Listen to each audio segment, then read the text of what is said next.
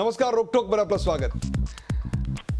शिक्षकांप्रती आदर व्यक्त करण्यासाठी दरवर्षी 5 सप्टेंबरला आपण शिक्षक दिन साजरा करतो. याच दिवशी आपापल्या क्षेत्रात उल्लेखनीय कामगिरी करणाऱ्या शिक्षकांना गौरवण्यात देखील येतं. यंदाचा शिक्षक दिन मात्र शिक्षक आणि विद्यार्थी या दोघांसाठी वेगळा असणार आहे. त्यांच्या आयुष्यभर संवाद साधला जाणार आहे. यासाठी प्रत्येक शाळेत टीव्हीची सोय करण्याचे आदेश देण्यात आले. काँग्रेसनं मात्र सरकारच्या या निर्णयावर सडकून टीका केली आहे. लोकशाहीमध्ये अशी सक्ती योग्य नसल्याचं विरोधकांचं म्हणणं आहे. या उपक्रमामागचा नेमका मोदी सरकारचा हेतू तरी काय? विरोधकांचा आक्षेप नेमका कुठल्या गोष्टीला आहे? शाळांमधल्या मूलभूत सोयी सुविधांसाठी पुढाकार घेण्याऐवजी पंतप्रधानांचं भाषण ऐकण्याची सक्ती करणं योग्य आहे का? आणि शिक्षकांची याबाबतची भूमिका काय आहे? यासारख्या असंख्य प्रश्नांचा वेध घेऊयात मोदींचं सर्व शिक्षा अभियान या खास कार्यक्रमात.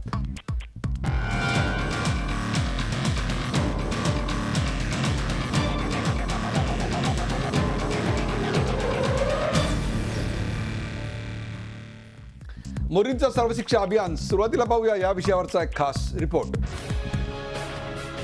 देशातल्या सर्व शाळांमध्ये 5 सप्टेंबर हा शिक्षक दिन म्हणून दरवर्षी साजरा केला जातो. यंदा हा दिवस मात्र शिक्षक आणि विद्यार्थ्यांसाठी सर्वार्थानं वेगळा ठरणार आहे. कारण शिक्षक दिनाच्या निमित्तानं पंतप्रधान नरेंद्र मोदी भाषण करणार आहेत. हे भाषण देशातल्या सर्व शाळांच्या विद्यार्थी आणि शिक्षकांना पाहणं आणि ऐकणं सक्तीचं करण्यात आलंय. मोदी सरकारनं तसा फतवाच काढलाय. ज्या शाळांमध्ये टीव्ही नसतील त्या ठिकाणी उसने आणून भाषण पाहण्याचे आदेश केंद्रीय मनुष्यबळ विकास मंत्रालयानं दिलेत. दुर्गम भागात टीव्ही दाखवणं शक्यच नसेल तर रेडिओवर भाषण ऐकण्याची सोय करण्याचे आदेश देण्यात आलेत. तसंच किती विद्यार्थ्यांनी भाषण ऐकलं याचा अहवालही नंतर शाळांनी पाठवायचा आहे. या संदर्भातले आदेशच राज्य सरकारच्या माध्यमातून शाळांना पाठवण्यात आलेत. त्यावर नाराजीचा आणि स्वागताचा सूर अशा संमिश्र प्रतिक्रिया उमटत आहेत. कुणी या प्रकाराला हुकुमशाही म्हणतंय तर कुणी नवं पाऊल म्हणतंय. त्यातच उत्सवाच्या आणि सुट्ट्यांच्या वातावरणात अशा कार्यक्रमांचं आयोजन अव्यवहार्य असल्याची टीका होते. महाराष्ट्रात काँग्रेस सरकारनं तर याला स्पष्ट विरोध केलाय. अशा प्रकारे जबरदस्ती करणं हे योग्य नाही. भारतीय घटनेने जे स्वतंत्र दिलंय नागरिकांना त्याच्यावर हे अतिक्रमण आहे आणि त्याच्यामुळे महाराष्ट्रात तरी असं अतिक्रमण केलं जाणार नाही. संपर्क करेंगे, उनको एड्रेस करेंगे टीचर्स डे के ओकेजन पर, क्योंकि जो टीचर्स डे है बहुत ही एक महत्वपूर्ण दिवस है जो स्कूल्स में मनाया जाता है.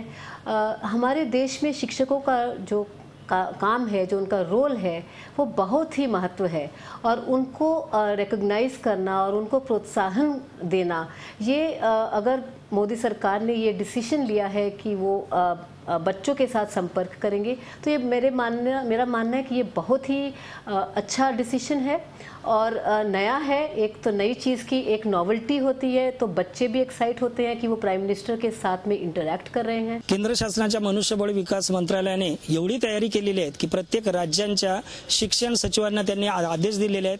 एवढी तयारी बघून आम्हाला नक्कीच वाटते की विद्यार्थी आणि शिक्षकांसाठी यामधून काहीतरी ठोस निर्णय घेण्याची शक्यता वाटते. शिक्षक दिनाच्या भाषणात नरेंद्र मोदी नेमकं काय बोलणार याचीही उत्सुकता सर्वांना लागली आहे. कारण अशा पद्धतीनं भाषण करणारे ते एकमेव पंतप्रधान आहेत. या निमित्तानं पंतप्रधान मोदी नवा पायंडा पाडणार आहेत. Bureau report, Zee media. मोदींचं सर्व शिक्षा अभियान या विषयावर चर्चा करण्यासाठी आपल्यासोबत आहेत भारतीय जनता पक्षाचे नेते, प्रवक्ते, मुंबई प्रदेशाचे अध्यक्ष ॲडव्होकेट आशिष शेलार. आशिष शेलारजी, आपल्या या कार्यक्रमात स्वागत. आपल्याबरोबर खासदार, काँग्रेसचे खासदार हुसेन दलवाई देखील आमच्या स्टुडिओमध्ये उपलब्ध आहेत. हुसेन भाई, आपलं स्वागत. आपल्याबरोबर प्रशांत रेड्डीज हे महाराष्ट्र मुख्याध्यापक संघाचे अध्यक्ष आहेत आणि मुख्याध्यापकांची बाजू मांडण्यासाठी ते आज आपल्या बरोबर आहेत. प्रशांतजी, आपल्या या कार्यक्रमात स्वागत. आणि गेले 4 दशकं ज्यांची पत्रकारिता आपण अत्यंत जवळून पाहिली, अनुभवली, ज्यांचं लिखाण आपण वाचलं, ते सुरेश भटेवरा, ज्येष्ठ राजकीय विश्लेषक, ज्येष्ठ पत्रकार सुरेश भटेवरा आपल्या बरोबर आहेत. त्यांच्यापासूनच या कार्यक्रमाची सुरुवात करूया. सुरेशजी, आपण इतक्या वर्ष दिल्लीतून, मुंबईतून महाराष्ट्र पाहिला, दिल्ली पाहिली, आजपर्यंत असं 5 सप्टेंबरला कुणा मुख्यमंत्र्यानं किंवा कुणा देशाच्या पंतप्रधानानं असा अट्टहास धरला होता का की माझा शब्द हा प्रत्येक विद्यार्थ्यांपर्यंत पोहोचला पाहिजे? असं असेल तर असं कोण होतं आणि असं नसेल तर आपण याकडे कसं बघता?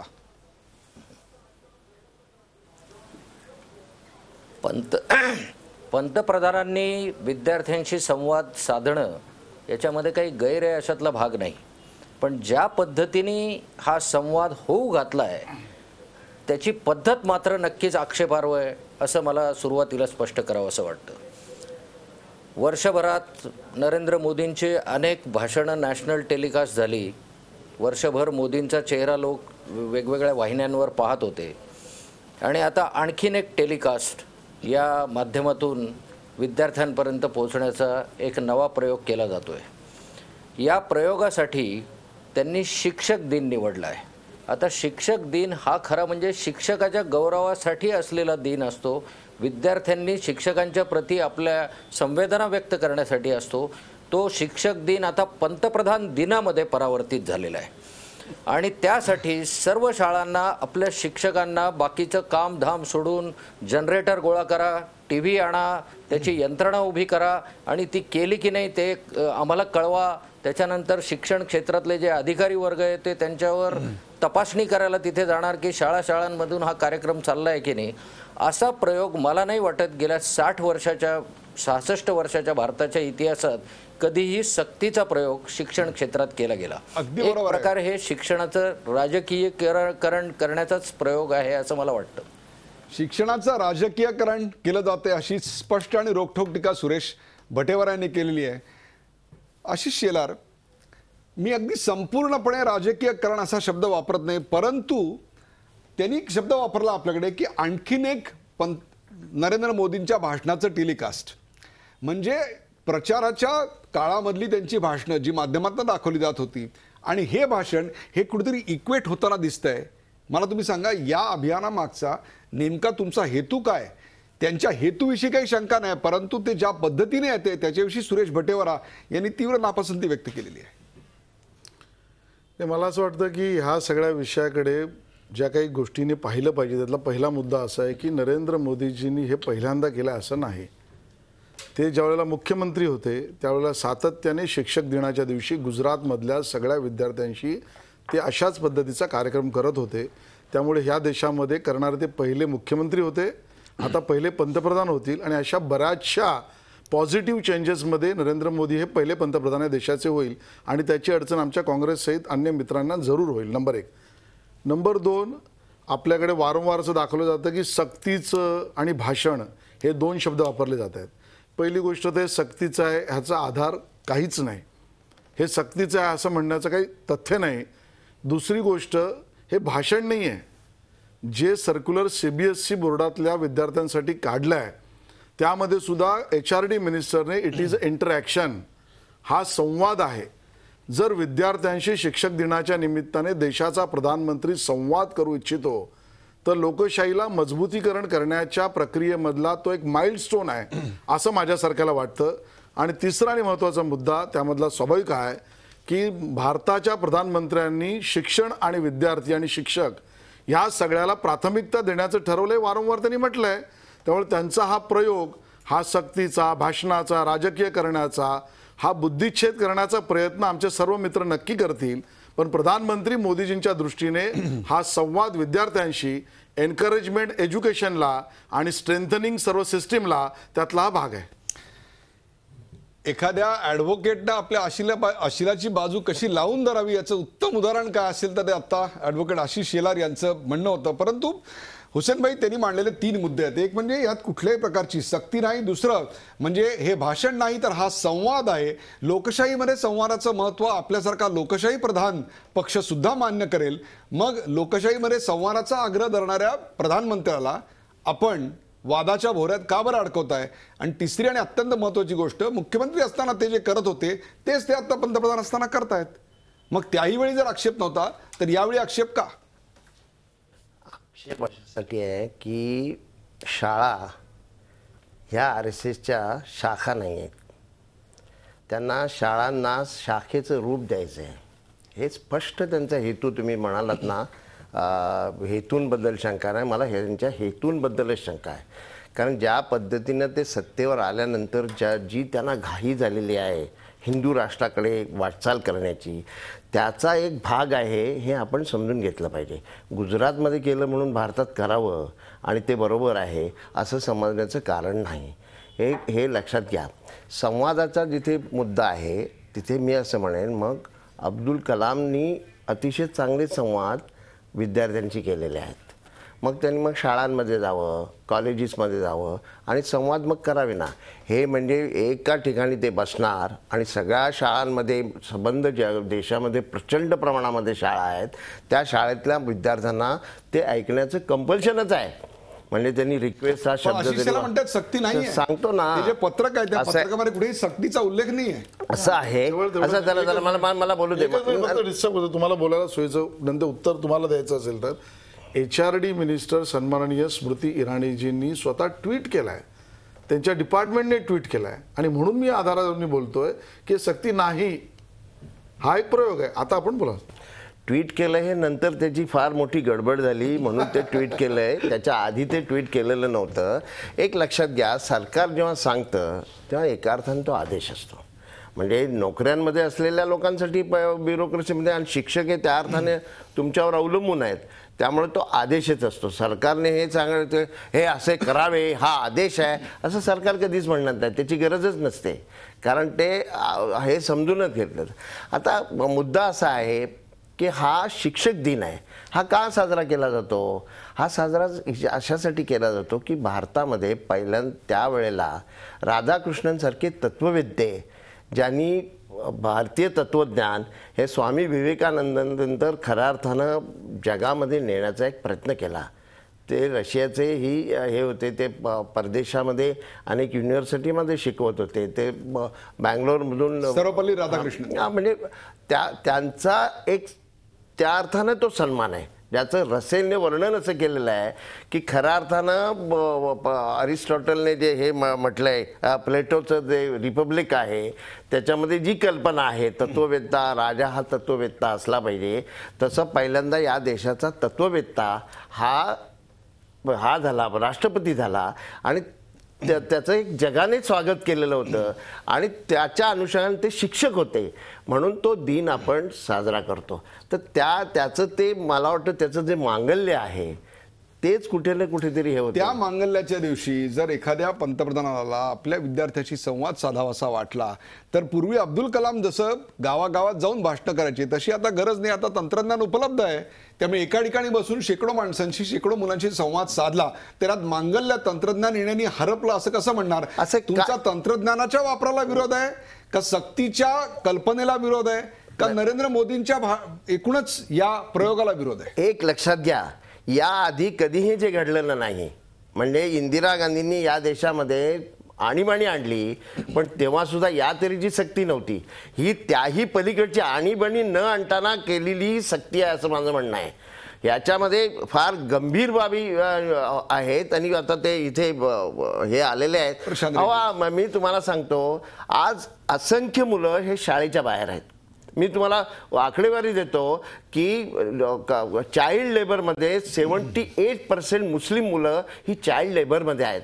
त्यांना शाळेमध्ये आणणं हे महत्त्वाचं आहे की तुमची भाषणं ऐकवण्याचं. आणि नरेंद्र मोदींची भाषणं रोजच होतात हो, आणि ते भाषणं ज्या पद्धतीने करतात, प्रत्येक ठिकाणी भाषणच करतात, ते दुसरं करतात काय? म्हणजे त्यांनी लाल किल्ल्यावरून केलं ते सुद्धा भाषणच होतं. म्हणजे भाषणापलीकडे हातवारे करून भाषण करणं आणि 1 तास लोकांना बोर करणं हे ते नेहमीच करत आलेले आहेत. त्याचं जे पहिल्यांदा लोकांना वाटलं का आशिष शेलार यांची थोडक्यात एक प्रतिक्रिया घेऊ. आशिष शेलार, जर आता घराघरात टीव्ही पोहोचलेला आहे तर मग शाळेत येऊन जिथे टीव्ही संच उपलब्ध नाही, जिथे इलेक्ट्रिसिटी उपलब्ध नसते, अशा ठिकाणी वेळ प्रसंग पडल्यास डिझेलचे जनरेटर लावा, पण नरेंद्र मोदींशी संवाद साधायची संधी तुम्ही साधा. अशा प्रकारचा एक फतवा मी म्हणणार नाही, पण आदेश किंवा सूचना ही काढण्यामागचं नेमकं कारण काय? घराघरात टीव्ही पोहोचलाय, मुलांनी पाहिला असता. मला मुळात कळत नाही की पोटदुखी आमचे मित्र सन्माननीय हुसेन दलवाई यांना काय, देशाच्या प्रधानमंत्र्याला जर विद्यार्थ्यांशी बोलायचं असेल, संवाद साधायचा असेल तर काँग्रेसच्या पोटात दुखतं का, हा मुळात प्रश्न आहे. दुसरी गोष्ट अशी आहे की ते बोर करतात वगैरे, हा काँग्रेसचा झाला स्वतःचा स्वभाव. पार्लमेंटमध्ये जाऊन झोपा तर काढत नाही राहुल गांधींसारखे ते, त्यामुळे तो विषय चर्चेचा नाहीये. मुद्दा त्याच्यामधला झोपा काढतात ना राहुल गांधी, त्यांच्याबद्दल बोला. आता मुद्दा असा आहे की देशाच्या जनतेला त्यांनी जे संबोधित करायचं आहे ह्याचा काही नवीन मार्ग नाही. ते ज्यावेळेला भारताच्या सरकारचे प्रधानमंत्री झाले त्यानंतर पहिल्यांदा त्यांनी ह्याच पद्धतीने तंत्रज्ञानाचा वापर करून जनतेशी मी संवाद करीन म्हणून नवीन पोर्टल केलं, माय गव्हर्नमेंट. ते जनतेशी संवाद साधण्याचं केलं. सगळ्या मंत्र्यांना आदेश दिले, त्यामध्ये त्यांनी सांगितलं की सोशल मीडिया नेटवर्कचा वापर करा, ट्रान्सपरन्सी आणा, जनतेचा कारोबार जनताभूमीत करा. त्याच पद्धतीने नवीन टेक्नॉलॉजीचा वापर करून विद्यार्थी आणि शिक्षकांशी मी संवाद साधीन. वर सोडून आता ज्या वेळेला जनपद वरनं येईल त्याच वेळेला तुम्हाला सहन होईल, ही तुमची मेंटॅलिटी आहे. देशातल्या लोकांनी ऍक्सेप्ट केलेलं आहे. मला वाटतं याच्यात फतवा नाही, काही नाही, हा संवाद आहे. आणि मला असं वाटतं संवादाचं मी 100% समर्थन करतो. आणि राहता राहिला मुद्दा तुम्ही इलेक्ट्रिसिटीचा मांडलात, माझ्यासारख्याचं मत उलटही आहे. ह्या निमित्ताने त्या शाळांमध्ये ह्या वर्षीपासून इलेक्ट्रिसिटीचा जनरेटर असला पाहिजे, 100% इलेक्ट्रिसिटी असली पाहिजे, इंटरनेट असलं पाहिजे. या सगळ्या गोष्टींची सुरुवात होईल की जी आजपर्यंत नव्हती. आणि आता तुम्हाला 78% मुस्लिम विद्यार्थ्यांचं सुचतंय. हो, ते पाप तुमचंच आहे काँग्रेसचं. गेल्या 60 वर्षात तुम्ही जे वाढवलं ना, त्यामुळे ड्रॉपआउट विद्यार्थ्यांचे झाले, चाइल्ड लेबर झाले. आणि त्या सगळ्याला ॲड्रेस करण्यासाठी 100 दिवस जण सरकारचे झाले, त्याच्यावर तुम्ही ओरडापाकड करताय. ही तुमची पोटदुखी आहे, जनतेला कळत आहे. या सगळ्या प्रयोगाबद्दल शिक्षकांना नेमकं काय म्हणायचं याकरता मुख्याध्यापक संघटनेचे प्रवक्ते आपल्याकडे प्रशांत रेड्डी, त्यांचं म्हणणं ऐकणार आहोत एका ब्रेक नंतर. कुठे जाऊन का पाहत राहा, झी24 तास आपण पाहताय मोदींचं सर्व शिक्षा अभियान.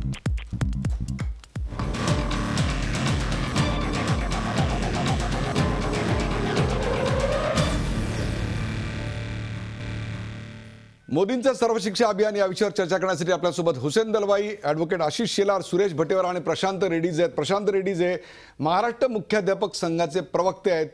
प्रशांत रेड्डीज, आपण या विषयाची राजकीय मतं ऐकलीत, परंतु मुख्याध्यापक संघटनेचं आपण प्रतिनिधित्व करता, शिक्षकांचं प्रतिनिधित्व करता, त्या शिक्षकांची नेमकी भूमिका काय आहे? या नवीन प्रयोगाला शिक्षक कसा प्रतिसाद देत आहेत? सर्वात प्रथम म्हणजे महाराष्ट्रातील मुख्याध्यापक आणि शिक्षकांच्या वतीने या प्रयोगाचं आम्ही स्वागतच करतो. कारण शिक्षक हा स्वतः प्रयोगशील असतो, त्यामुळे शिक्षक हा वर्गात प्रयोग करत असतो. आता प्रश्न राहिला, हे जे राजकारण चाललंय हे आम्हाला जराही पटत नाहीये. कारण हा शिक्षक दिन हा आमच्या आत्मसन्मानाचा दिवस असतो. आज तागायत जर आपण राजकीय गोष्टींवरती गेलो तर एवढे वर्ष काँग्रेसची सत्ता होती, काँग्रेसचे मुख्यमंत्री होते, त्यांना संपर्क साधायला कोणी अडवलं होतं? आम्ही अडवलं होतं. पण त्यांनी संपर्क साधला नाही म्हणून नवीन प्रयोग चालू होऊ नये? नाही, व्हावा ना. उलट मुख्याध्यापक संघटनेने अशी भूमिका घेतलेली आहे, मुख्याध्यापक संघटनेचा केंद्र सरकारच्या अध्यादेशाला विरोध नाहीये, तर राज्य सरकारचा 28 तारखेचा जो आदेश निघाला, ज्या शिक्षण सचिव अश्विनी भिडे यांनी काढला, त्या अध्यादेशाला विरोध आहे. काय अध्यादेश आहे? त्या दोघात फरक काय आहे? त्या अध्यादेशामध्ये स्पष्टपणे ना, ही सगळी जबाबदारी मुख्याध्यापकांवरती लादलेली आहे. आणि सक्ती नाही असं म्हणतात ना, पण ह्या अध्यादेशामध्ये सक्ती आहे.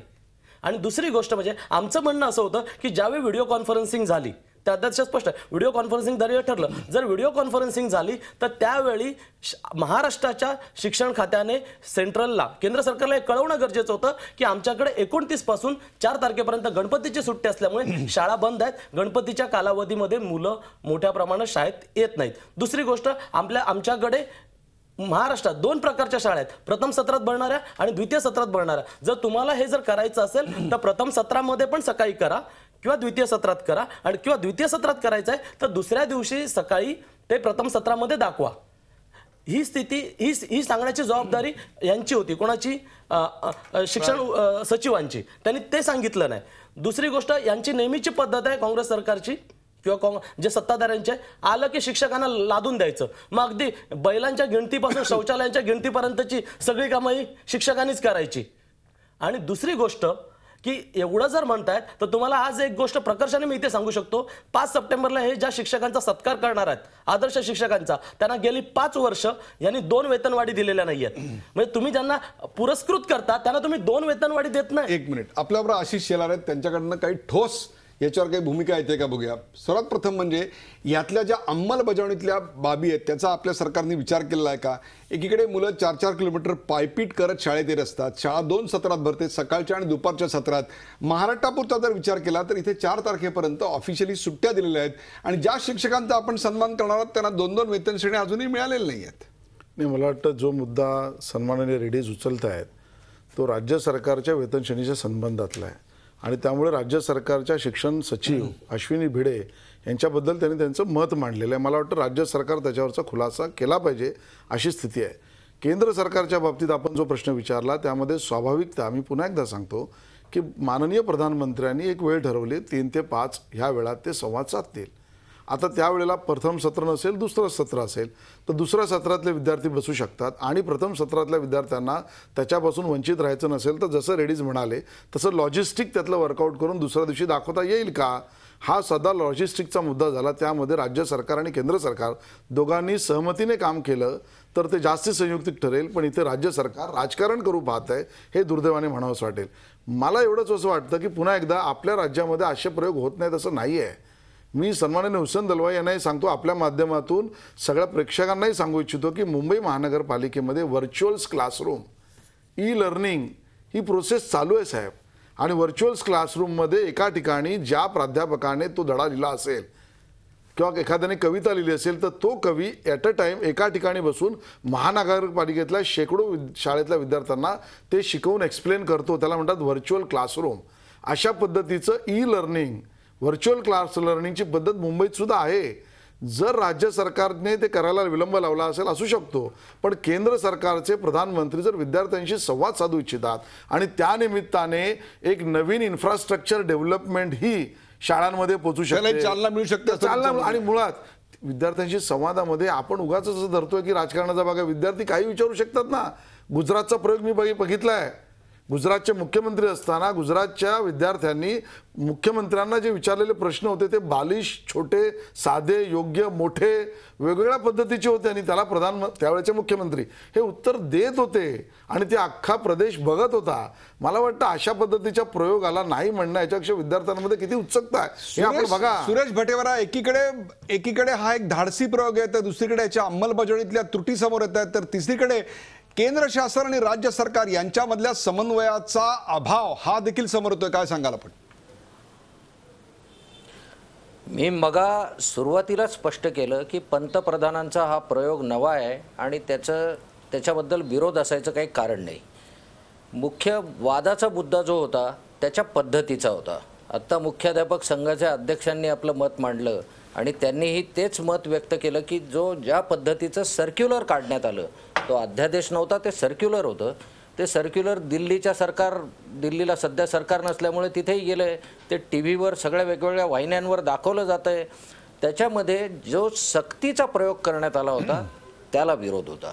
आता राहिला आहे प्रश्न की ज्या पद्धतीने ह्या शिक्षक दिनाच्या दिवशी हा प्रयोग केला जातो आहे त्याच्यामध्ये पंतप्रधान हे नेमकं शिक्षकांना उद्देशून बोलतायत की विद्यार्थ्यांना उद्देशून बोलतायत याच्या बाबतीत अजून स्पष्टता नाही, कारण तो शिक्षक दिनाचा दिवस आहे. आता याच्यामध्ये एक आहे की पंतप्रधानांनी विद्यार्थ्यांना उद्देशून, आता गुजरातमध्ये हा प्रयोग झाला, ज्या प्रयोगाचा शेलारांनी आत्ता उल्लेख केला तसा गुजरातमध्ये अनेक प्रयोग मोदींनी केले की वेगवेगळ्या भागात ते सभा घ्यायचे, तेव्हा तिथल्या कलेक्टरला किंवा जिल्हा पोलीस प्रमुखांनाही ते सांगायचे की तिथे लोक जमतील असं बघा. तो सरकारी आदेशच असायचा एक प्रकारे.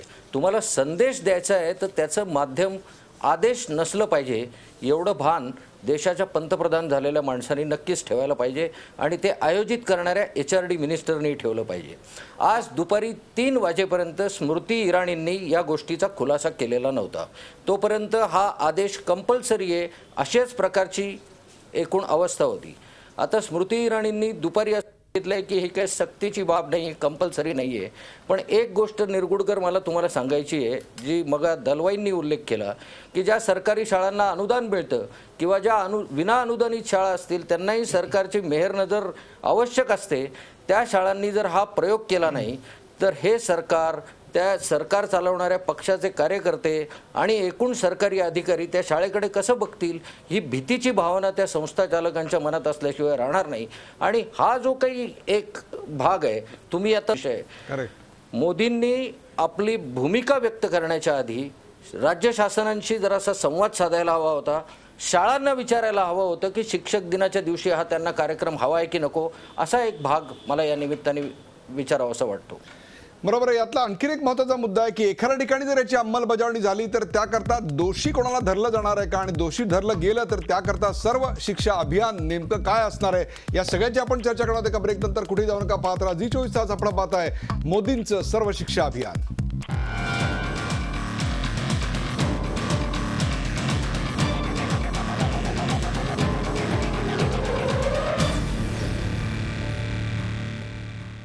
मोदींचं सर्व शिक्षा अभियान या विषयावर आपण चर्चा करतोय. आपल्यासोबत प्रशांत रेड्डीज आहेत, मुख्याध्यापक संघटनेचे प्रवक्ते आपल्यासोबत आहेत. प्रशांत रेड्डीज, मला तुम्ही सांगा की जर एखाद्या शाळेमध्ये याची अंमलबजावणी झाली नाही आणि मोदींचं भाषण व्हिडिओ कॉन्फरन्सिंग अथवा टेलिकास्टद्वारा दाखवण्यात आलं नाही कुठल्याही अडचणीनुसार, तर त्याची जबाबदारी कोणावर, त्याची शिक्षा कोणाला? मुळामध्ये जो राज्य सरकारने जो आदेश काढलेला आहे तो अजूनही रद्द झाल्याचा कोणतीही प्रतिक्रिया राज्य सरकारकडून व्यक्त झालेली नाही. तुमचा केंद्र सरकारवर कुठलाही आक्षेप नाही? नाही, केंद्र सरकारवरती असण्याचा प्रश्नच नाहीये ना, कारण आदेश कोणाचा आमच्याकडे आलाय? महाराष्ट्रातील शाळांकडे राज्य सरकारचा. केंद्राने काय आदेश काढलाय हे राज्य आणि केंद्राचा प्रश्न होता. तिथे राज्य सरकार आपली बाजू मांडायला कमी पडलं हे तर स्पष्ट झालं. आता दुसरी गोष्ट, आम्ही तर या निर्णयाचं स्वागतच करतोय 5 ते 10 सप्टेंबर. कारण अडचण अशी आहे की आपल्याकडे गणेशोत्सवाच्या सुट्टी असल्यामुळे 8 तारखेला अनंत चतुर्दशीची सुट्टी आहे, 9 तारखेला शाळेमध्ये मुलं येत नाहीत. मुलं आली 10 तारखेपर्यंत. 10 तारखेपर्यंत शाळेतील प्रत्येक संगणकावरती तुमचे टीव्ही जाऊन देत, जनरेटर जाऊन देत किंवा तुमच्या इतर सगळ्या सोयीसुविधा जाऊन देत, आम्ही संगणकाच्या माध्यमातून शाळेच्या प्रत्येक विद्यार्थ्याला हे भाषण दाखवणार आहे. कारण आम्हाला तिथे पण विद्यार्थ्यांना एक दाखवायचं आहे की ज्यावेळी देशाचा पंतप्रधान संवाद साधतो तर तो प्रत्यक्ष किती गोष्टी देतो, की ते फक्त तात्विक भाषण आहे. प्रत्यक्ष प्रात्यक्षिक पण येऊन दे ना. त्यांनी जे आज मला हुसेन भाई, हा एक अतिशय इंटरेस्टिंग मुद्दा आहे, परंतु याच्या पलीकडे जाऊन मला एक मुद्दा तुम्हाला मांडायचा आहे, आणि तो म्हणजे आज जी मुलं 7वीत आहेत ती 2019 साली, म्हणजे जर यथायोग्य 5 वर्षांनी निवडणुका झाल्या, मध्यवर्ती निवडणुका या देशात व्हायची शक्यता आत्ता तरी वाटत नाही आहे, तर ती मुलं 2019 साली नवमतदार असतील. त्यांच्या ब्रेन वॉशिंगची ही सुरुवात आहे असा आपला आरोप आहे. कारण मगाशी आपण शाळा आणि शाखा हा विषय काढला होता. अगदी बरोबर आहे, आणि हीच भीती आहे.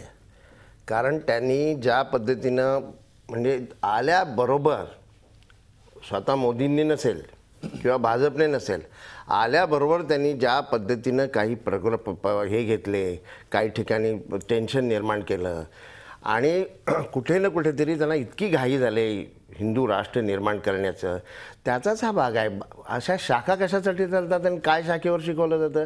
शाखेवर हेच शिकवलं जातं ना की हिंदू राष्ट्राच्या संबंधामध्ये जी भूमिका आहे गोळवळकरांनी मांडलेली असेल किंवा सावरकरांनी मांडलेली असेल, तीच भूमिका सातत्यानं त्यांच्या डोक्यामध्ये घातली जाते. आणि आपण म्हणालात ते बरोबर आहे, हे एका अर्थाने ब्रेन वॉशिंग आहे. ह्याच्यामध्ये संवादाचा काही भाग नाही. संवादामध्ये केलं तर 15 ऑगस्टच्या त्यांच्या भाषणामध्ये तुम्हाला हिंदू राष्ट्रवाद हा कुठे आढळला? नाही, मी अगोदरच बोललो की ते डायरेक्ट बोलतच नाहीत. बोलणारे आणि त्यांना ते पसंत असेल असंही नाही. आता आल्या आल्या ह्या तऱ्हेचं या समाजामध्ये द्वी निर्माण करणं हे त्यांना परवडणारही नाही.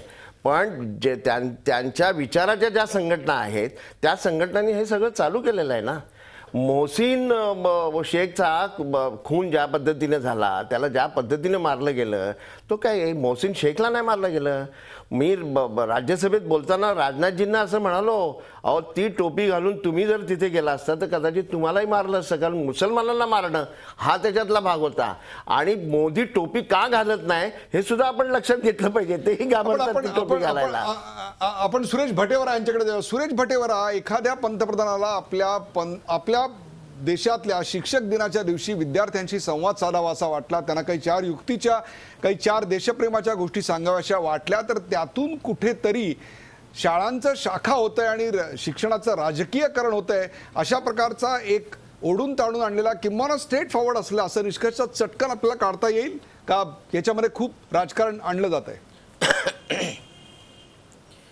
जोपर्यंत पंतप्रधान मोदी शिक्षक दिनाच्या दिवशी त्यांचं भाषण करत नाहीत तोपर्यंत आज असा प्रीमॅच्युअर कोणताही निष्कर्ष काढणं अवघड आहे. पण तथापि आता हुसेन दलवाईंनी जे सांगितलं त्या संदर्भात मला एक गोष्ट तुम्हाला सांगावीशी वाटते.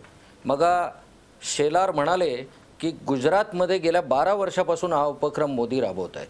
आता 12 वर्षानंतर त्याच गुजरातमध्ये शाळांमध्ये दीनानाथ बात्रांच्या धार्मिक संस्काराची पुस्तकं ही क्रमिक पुस्तकांमध्ये आल्याचं आपण सगळ्यांनी वाचलेलं आहे आणि देशभर त्याच्यावर टीकाही झालेली आहे. मध्य प्रदेशातही तोच प्रयोग झालेला आहे. म्हणजे बोलायचं काही नाही पण करायला मात्र चुकायचं नाही असा हा प्रयोग गुजरातपासून सुरू झालेला आहे. तो उद्या देशात होऊ शकतो. मला या निमित्ताने काही प्रश्न उपस्थित माझ्या मनात होतात. या ठिकाणी मुख्याध्यापक संघाचे अध्यक्ष आहेत, ते उत्साहाने हा कार्यक्रम राबवू इच्छितात, याच्याबद्दल मला त्यांचं बोलणं ऐकून कौतुक वाटलं. प्रश्न असा आहे की मोदी नेमकं या दिवशी विद्यार्थ्यांना सांगणार काय? याचं कारण शिक्षक नावाचा जो प्राणी आहे त्याच्या मानेवर किती प्रकारचं ओझं आहे त्याच्या बाबतीत मुख्याध्यापक संघाचे प्रवक्ते आता बोलले की त्यांना बैलांच्या गणनेपासून जनगणनेपर्यंत सर्व कामं करायला लागतात. पंतप्रधानांनी आणि सर्व राज्य सरकारांनी जर शिक्षकांच्या मानेवरचं हे ओझं दूर केल्यानंतर त्यांच्याशी संवाद साधला असता तर तो अधिक श्रेयस्कर झाला असता. याचं कारण शिक्षकाला सकाळचे पेपर वाचण्याचा सुद्धा वेळ या व्यवस्थेने ठेवलेला नाही. तो विद्यार्थ्यांना काय नवं सांगणार असा माझ्या पुढे पडलेला प्रश्न आहे. त्याला कारकून बनवून ठेवलेलं आहे. आज वेगवेगळ्या याच्या नोंदण्या करण्याकरता त्याचा दिवसातला जास्तीत जास्त वेळ वाया जातो. जर शिक्षकांची ही अवस्था आहे तर येणाऱ्या भविष्यातल्या विद्यार्थ्यांची काय अवस्था असेल हा माझ्यासारख्या पत्रकाराला पडलेला प्रश्न आहे. दुसरी गोष्ट, एक बजेट मोदी सरकारचं आलं, शिक्षण या विषयावर त्याच्यामध्ये सर्वात कमी बजेट शिक्षण या विषयावर दिलेलं आहे. आता या सगळ्या गोष्टींना ॲड्रेस करण्याच्या आधीच आपण विद्यार्थ्यांशी संवाद साधण्याचा जो उत्साह मोदींनी दाखवला आहे त्याच्यामध्ये ते नेमकं काय करणार? शिक्षकांचा शिक्षक दिन जो आहे तो ज्येष्ठांचा सन्मान करण्याचा, शिक्षकांचा सन्मान करण्याचा दिवस आहे. त्या दिवशी मोदी आपल्या भाषणात अडवाणी, जोशी किंवा वाजपेयी या ज्येष्ठांचा मी कसा सन्मान केला त्याच पद्धतीने तुम्हीही ज्येष्ठांचा सन्मान करा असं सांगणार का? असाही एक प्रश्न या निमित्ताने उभा राहतो. असे अनेक प्रश्न मोदींच्या बाबतीत बोलता येतील. प्रश्न इतकाच आहे की जो सूर हुसेन दनवाईलनी लावला त्याच्यामध्ये अजिबातच तथ्य नाही असं मला वाटत नाही. ज्येष्ठांचा सन्मान ज्या पद्धतीनं केला गेला त्याच पद्धतीनं तुम्ही ज्येष्ठांचा सन्मान करा अशा प्रकारचा संदेश दिला जाणार का? ही भगवीकरणाची सुरुवात आहे का? आणि त्याहीपेक्षा सुद्धा शाळांच्या सुधाराचा प्राधान्यक्रम नेमका कोणता? बजेटमध्ये त्याची तरतूद आहे का? आणि त्याहीपेक्षा सुद्धा निव्वळ भाषणानं काय होणार? या सगळ्या प्रश्नांची उत्तर आपण जाणून घेणार आहोत या शेवटच्या भागामध्ये. कुठे जाऊ नका, पाहत राहा जी24 तास. आपण पाहत आहे मोदींचं सर्व शिक्षा अभियान.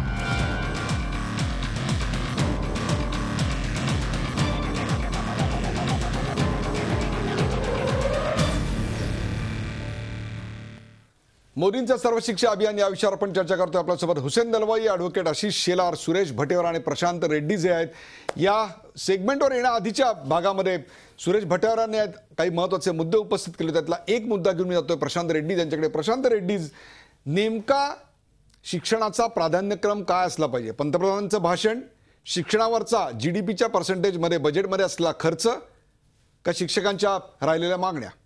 नाही, मुळामध्ये आहे ना या तिन्ही गोष्टी शिक्षकांसाठी महत्त्वाच्या आहेत. प्रश्न राहिला की नरेंद्र मोदी शिक्षकांबद्दल काय बोलतात हे आम्ही ऐकून तर घेतो, ऐकल्यानंतर प्रतिक्रिया देऊ, बाकी सगळ्या गोष्टी करू. दुसरी गोष्ट, आजपर्यंत नरेंद्र मोदींची जी आम्ही भाषणं ऐकलेत त्याबद्दल त्यांनी शिक्षकांचा आदरभावे सन्मानच केलेला आहे.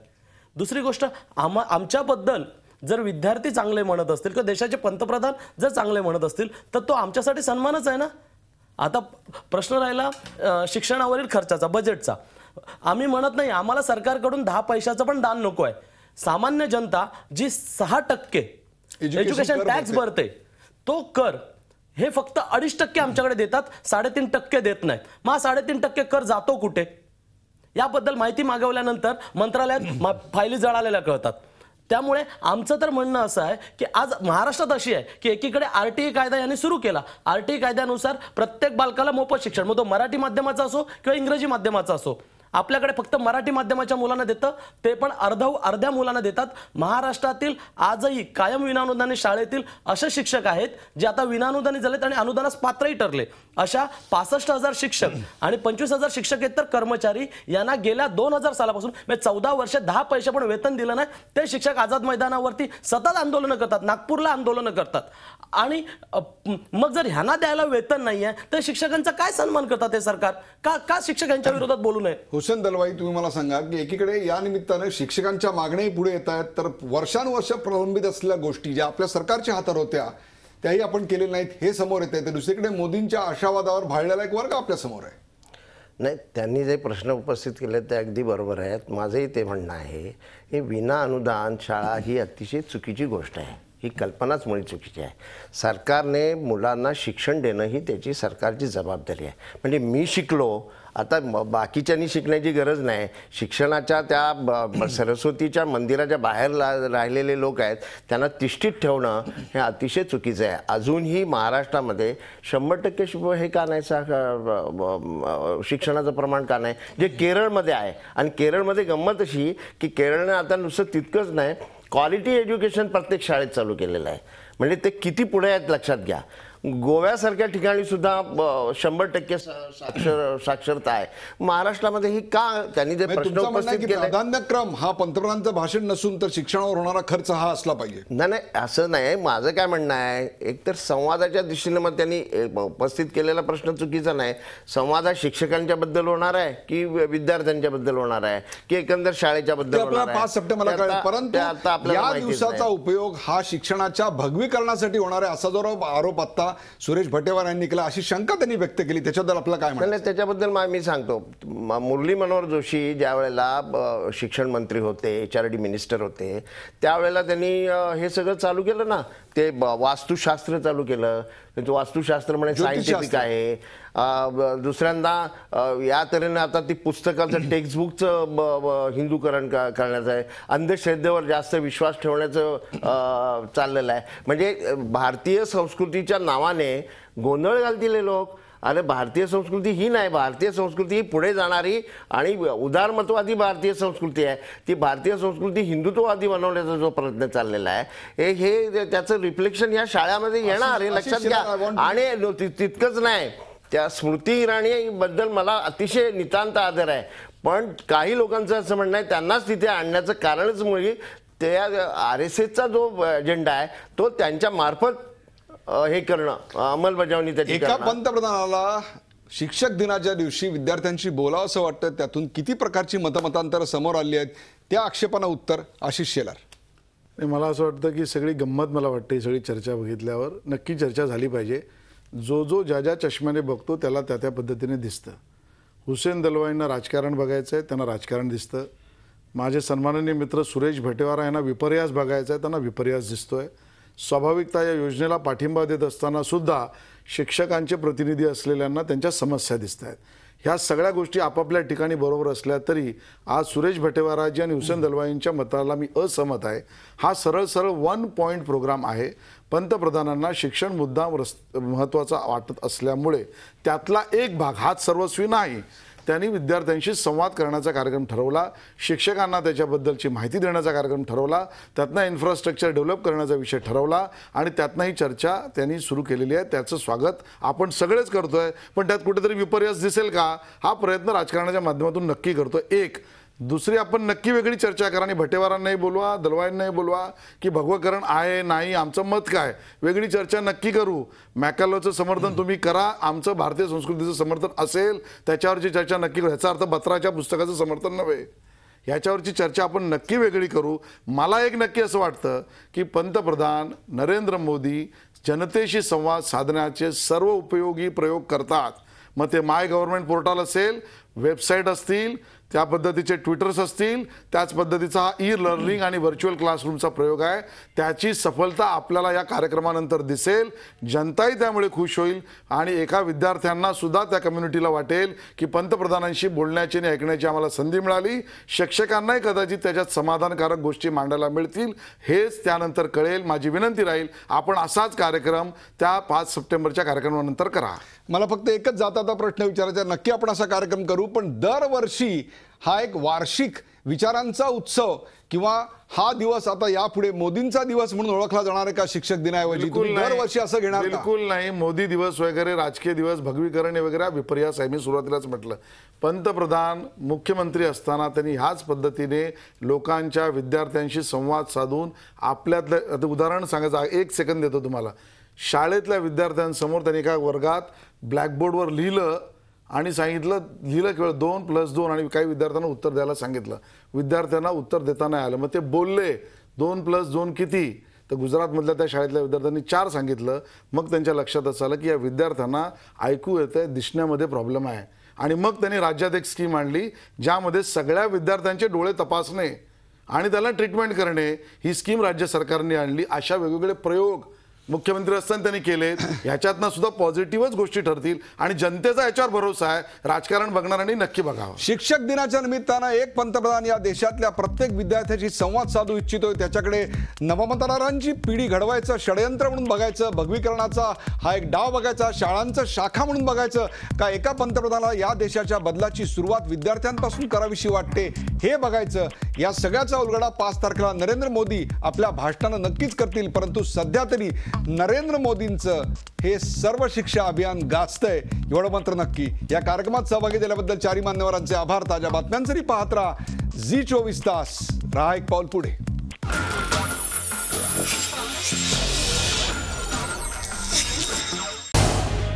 झी24 तास रहा एक पाऊल पुढे.